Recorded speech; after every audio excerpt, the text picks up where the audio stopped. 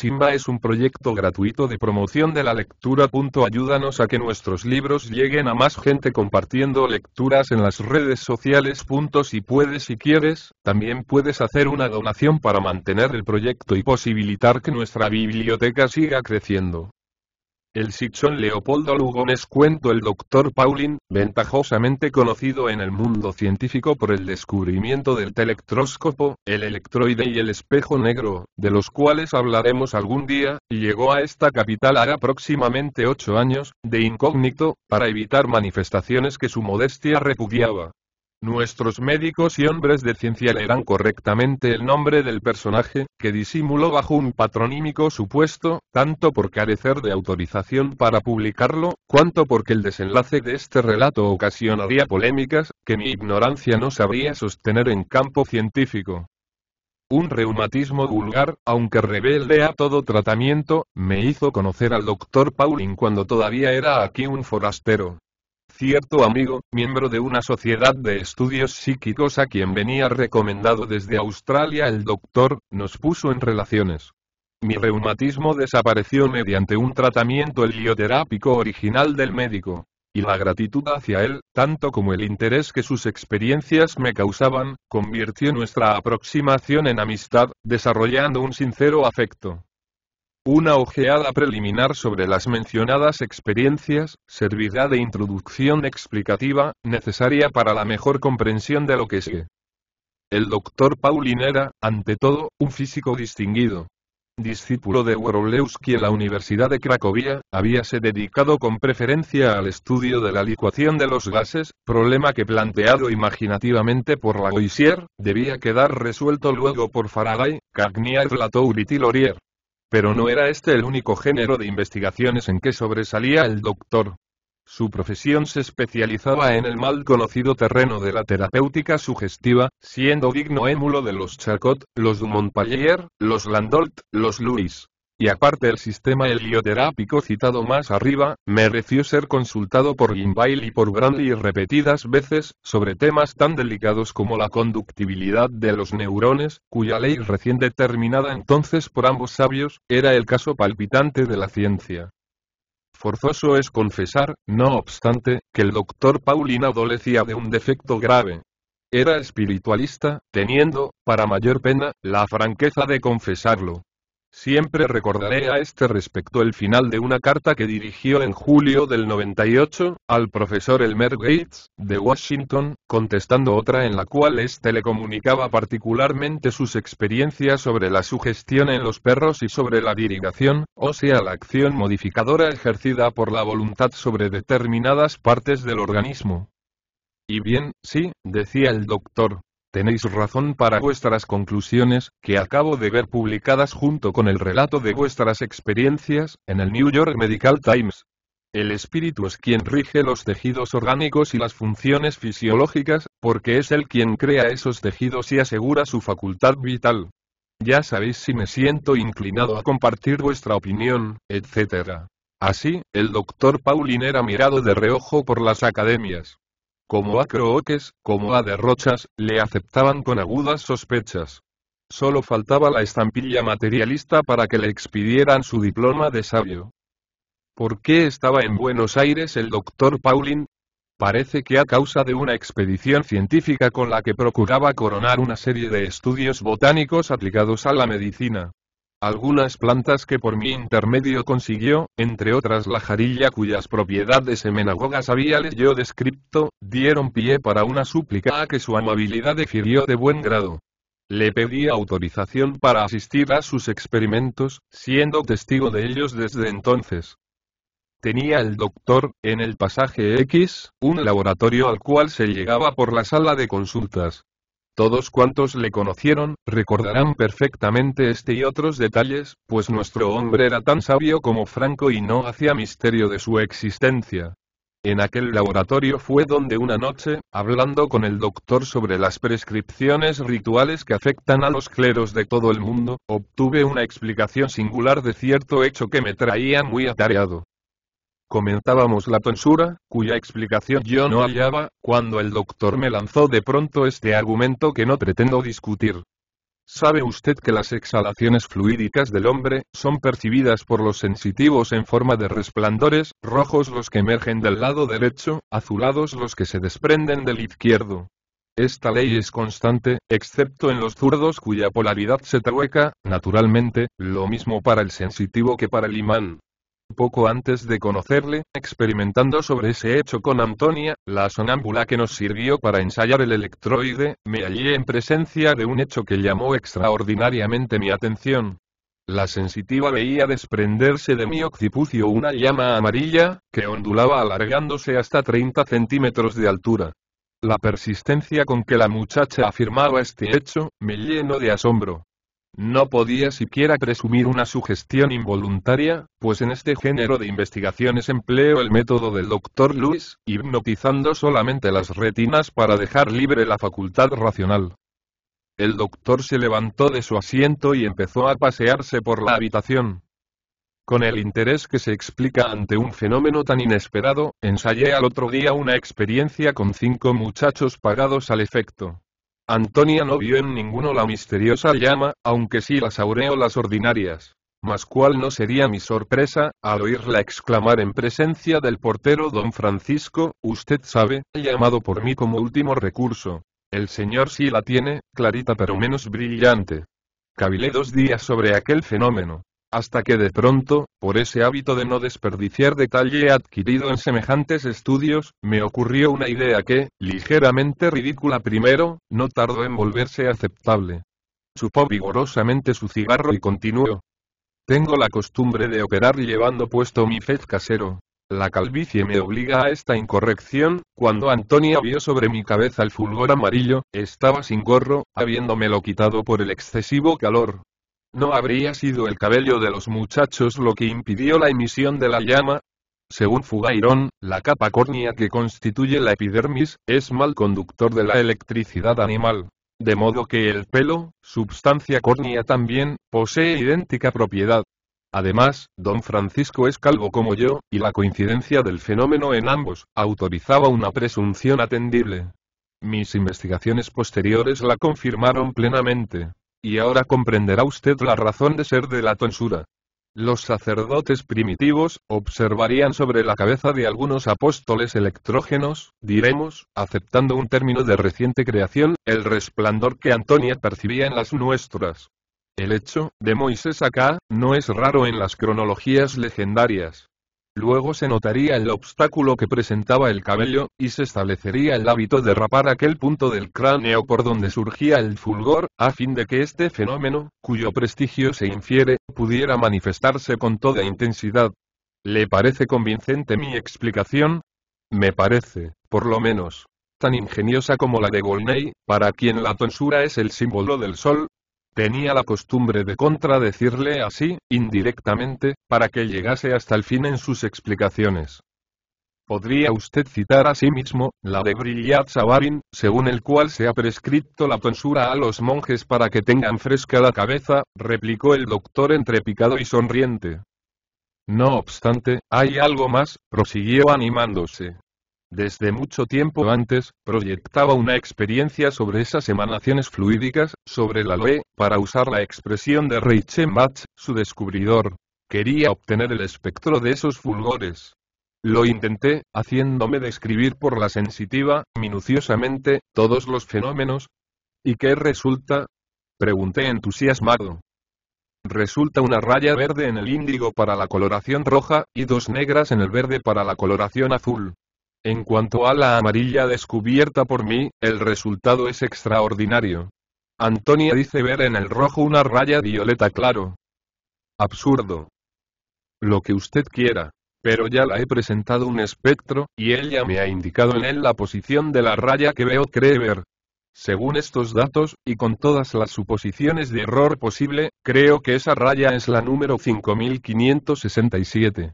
De ser así, habría una identidad curiosa, pues la raya 5567 coincidiría exactamente con la hermosa raya número 4 de la aurora boreal. Pero doctor, todo esto es fantasía pura. Exclamé alarmado por aquellas ideas vertiginosas. No, amigo mío. Esto significaría sencillamente que el polo es algo así como la coronilla del planeta. Poco después de la conversación que he referido y cuya última frase concluyó entre la más afable sonrisa del Dr. Pauling, este me leyó una tarde entusiasmado, las primeras noticias sobre la licuación del hidrógeno efectuada por Dewar en mayo de aquel año, y sobre el descubrimiento hecho algunos días después por Travers y Ramsay, de 3 elementos nuevos en el aire: el kriptón, el neón y el metardón, aplicando precisamente el procedimiento de licuación de los gases. Y a propósito de estos hechos, recuerdo aún su frase de labor y de combate. No. No es posible que yo muera sin ligar mi nombre a uno de estos descubrimientos que son la gloria de una vida. Mañana mismo continuaré mis experiencias. Desde el siguiente día, púsose a trabajar en efecto con ardor febril. Y aunque yo debía estar curado de asombro ante sus éxitos, no pude menos de estremecerme cuando una tarde me dijo con voz tranquila: ¿creerá usted que he visto con mis propios ojos esa raya en el espectro del neón? ¿De veras? Dije con evidente descortesía. De veras. Creo que la tal raya me ha puesto en buen camino. Pero a fin de satisfacer su curiosidad, me es menester hablarle de ciertas indagaciones que he mantenido reservadas. Agradecí calurosamente y me dispuse a oír con avidez. El doctor empezó.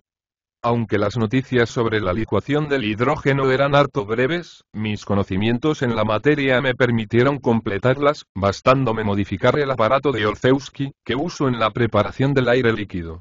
Aplicando después el principio de la destilación fraccionada, obtuve como Travers y Ramsay los espectros del kriptón, el neón y el metardón. Dispuse luego extraer estos cuerpos, por si aparecía algún espectro nuevo en el residuo, y efectivamente, cuando ya no quedó más, vi aparecer la raya mencionada. ¿Y cómo se opera la extracción? Haciendo evaporar lentamente el aire líquido, y recogiendo en un recipiente el gas desprendido por esa evaporación. Si tuviera aquí una máquina Linde que me suministraría 60 kilogramos de aire líquido por hora, podría operar en grande escala. Pero he debido contentarme con una producción de 800 centímetros cúbicos. Obtenido el gas en el recipiente, lo trato por el cobre calentado para retirar el oxígeno, y por una mezcla de cal con magnesio para absorber el azoe. Queda, pues, aislado el argón. Y entonces es cuando aparece la doble raya verde del kriptón, descubierta por Ramsay. Licuando el argón aislado, y sometiéndolo a una evaporación lenta, los productos de la destilación suministran en el tubo de Heisler una luz rojo-anaranjada, con nuevas rayas, que por la interposición de una botella de Leyden aumentan, caracterizando el espectro del neón. Si la destilación prosigue, se obtiene un producto sólido de evaporación muy lenta, cuyo espectro se caracteriza por 2 líneas, una verde y la otra amarilla, denunciando la existencia del metardón eosium, según propone Berthelot. Hasta aquí, es todo lo que se sabe. ¿Y la raya violeta? Vamos a verla dentro de algunos instantes. Sepa usted, entre tanto, que para llegar a resultados iguales yo procedo de otro modo. Retiro el oxígeno y el azoe por medio de las sustancias indicadas. Luego el argón y el metardón con hiposulfito de soda. El kriptón enseguida con fosfuro de zinc, y por último el neón con ferrocianuro de potasio. Este método es empírico. Queda todavía en el recipiente un residuo comparable a la escarcha, que se evapora con suma lentitud. El gas resultante, es mi descubrimiento. Me incliné ante aquellas palabras solemnes. He estudiado sus constantes físicas llegando a determinar algunas. Su densidad es de 25,03, siendo la del oxígeno de 16 como es sabido. He determinado también la longitud de la onda sonora en ese fluido, y el número encontrado, permitiéndome evaluar la relación de los calores específicos, me ha indicado que es monoatómico.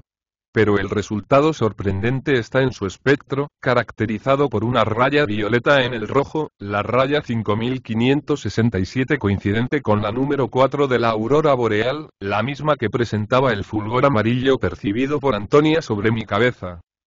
Ante tal afirmación, dejé escapar esta pregunta inocente. ¿Y qué será ese cuerpo, doctor? Con gran sorpresa mía, el sabio sonrió satisfecho. Ese cuerpo, ese cuerpo bien podría ser pensamiento volatilizado. Di un salto en la silla, pero el doctor me impuso silencio con un ademán. ¿Por qué no? Siguió diciendo. El cerebro irradia pensamiento en forma de fuerza mecánica, habiendo grandes probabilidades de que lo haga también en forma fluídica. La llama amarilla no sería en este caso más que el producto de la combustión cerebral, y la analogía de su espectro con el de la substancia descubierta por mí, me hace creer que sean algo idéntico. Figúrese por el consumo diario de pensamiento, la enorme irradiación que debe producirse. ¿Qué se harían, efectivamente, los pensamientos inútiles o extraños, las creaciones de los imaginativos, los éxtasis de los místicos, los ensueños de los histéricos, los proyectos de los ilógicos, todas esas fuerzas cuya acción no se manifiesta por falta de aplicación inmediata? Los astrólogos decían que los pensamientos viven en la luz astral, como fuerzas latentes susceptibles de actuar en determinadas condiciones. ¿No sería esto una intuición del fenómeno que la ciencia está en camino de descubrir? Por lo demás, el pensamiento como entidad psíquica es inmaterial, pero sus manifestaciones deben ser fluídicas, y esto es quizás lo que he llegado a obtener como un producto de laboratorio. A horcajadas en su teoría, el doctor lanzábase audazmente por aquellas regiones, desarrollando una temible lógica a la que yo intentaba resistir en vano. He dado a mi cuerpo el nombre de Sichón, concluyó. Ya comprende por qué. Mañana intentaremos una experiencia. Licuaremos el pensamiento. El doctor me agregaba, como se ve, a sus experimentos, y me guardé bien de rehusar. Después calcularemos si es posible realizar su oclusión en algún metal, y acuñaremos medallas psíquicas. Medallas de genio, de poesía, de audacia, de tristeza, luego determinaremos su sitio en la atmósfera, llamando psicosfera, si se permite la expresión, la capa correspondiente, hasta mañana a las 2, entonces, y veremos lo que resulta de todo esto. A las 2 en punto estábamos en obra. El doctor me enseñó su nuevo aparato. Consistía en 3 espirales concéntricos formados por tubos de cobre y comunicados entre sí. El gas desembocaba en la espiral exterior, bajo una presión de 643 atmósferas, y una temperatura de 136° obtenida por la evaporación del etileno según el sistema circulatorio de Pictet. Recorriendo las otras 2 serpentinas, iba a distenderse en la extremidad inferior de la espiral interna, y atravesando sucesivamente los compartimientos anulares en que se encontraban aquellas, desembocaba cerca de su punto de partida en el extremo superior de la segunda. El aparato medía en conjunto 0,70 m de altura por 0,175 m de diámetro.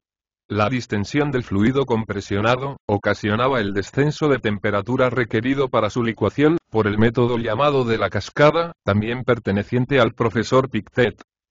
La experiencia comenzó, previos los trámites del caso que solo interesarían a los profesionales, siendo por ello suprimidos. Mientras el doctor operaba, yo me disponía a escribir los resultados que me dictase, en un formulario. Doy a continuación esas anotaciones tal como las redactó, en gracia de la precisión indispensable. Decía el doctor. Cuando la distensión llega a 400 atmósferas, se obtiene una temperatura de 237° y el fluido desemboca en un vaso de doble paredes separadas por un espacio vacío de aire. La pared interior está plateada, para impedir aportes de calor por convección o por irradiación. El producto es un líquido transparente e incoloro que presenta cierta analogía con el alcohol. Las constantes críticas del Sichón son, pues, 400 atmósferas y 237°. Un hilo de platino cuya resistencia es de 5038 ohms en el hielo fundente, no presenta más que una de 0,119 en el Sichón hirviendo. La ley de variación de la resistencia de este hilo con la temperatura, me permite fijar la de la ebullición del Sichón en 265. ¿Sabe usted lo que quiere decir esto? Me preguntó suspendiendo bruscamente el dictado. No le respondí. La situación era demasiado grave. Esto quiere decir, prosiguió como hablando consigo mismo, que ya no estaríamos más que a 8 grados del cero absoluto. Yo me había levantado, y con la ansiedad que es de suponer, examinaba el líquido cuyo menisco se destacaba claramente en el vaso. El pensamiento. El cero absoluto. vagaba con cierta lúcida embriaguez en el mundo de las temperaturas imposibles. Si pudiera traducirse, pensaba, ¿qué diría este poco de agua clara que tengo ante mis ojos? ¿Qué oración pura de niño, qué intento criminal, qué proyectos estarán encerrados en este recipiente? O quizá alguna malograda creación de arte, algún descubrimiento perdido en las obscuridades del ilogismo. El doctor, entre tanto, presa de una emoción que en vano intentaba reprimir, medía el aposento a grandes pasos. Por fin se aproximó al aparato diciendo: el experimento está concluido. Rompamos ahora el recipiente para que este líquido pueda escapar evaporándose. ¿Quién sabe si al retenerlo no causamos la congoja de algún alma? Practicóse un agujero en la pared superior del vaso, y el líquido empezó a descender, mientras el ruido mate de un escape se percibía distintamente. De pronto noté en la cara del doctor una expresión sardónica enteramente fuera de las circunstancias. Y casi al mismo tiempo, la idea de que sería una inconveniencia estúpida saltar por encima de la mesa, acudió a mi espíritu. Mas apenas lo hube pensado, cuando ya el mueble pasó bajo mis piernas, no sin darme tiempo para ver que el doctor arrojaba al aire como una pelota su gato, un siamés legítimo, verdadera niña de sus ojos. El cuaderno fue a parar con una gran carcajada en las narices del doctor, provocando por parte de este una pirueta formidable en honor mío. Lo cierto es que durante una hora, estuvimos cometiendo las mayores extravagancias, con gran estupefacción de los vecinos a quienes atrajo el tumulto y que no sabían cómo explicarse la cosa. Yo recuerdo apenas, que en medio de la risa, me asaltaban ideas de crimen entre una vertiginosa enunciación de problemas matemáticos. El gato mismo se mezclaba a nuestras cabriolas con un ardor extraño a su apatía tropical, y aquello no cesó sino cuando los espectadores abrieron de par en par las puertas. Pues el pensamiento puro que habíamos absorbido, era seguramente el elixir de la locura. El doctor Pauling desapareció al día siguiente, sin que por mucho tiempo me fuese dado averiguar su paradero. Ayer, por primera vez, me llegó una noticia exacta. Parece que ha repetido su experimento, pues se encuentra ahora en Alemania en una casa de salud.